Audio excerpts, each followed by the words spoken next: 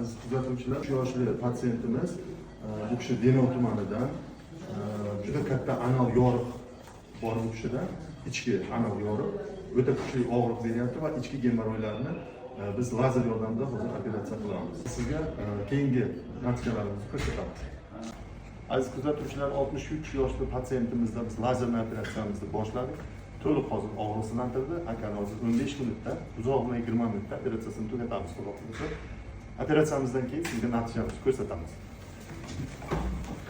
Kuzatuvchilar, mana biz Hoji boboni lazerli operatsiyalarini tugatdik. Operatsiyamiz juda samarali chiqdi. Biz o'ylaganday hamma maqsadlarga erishdik.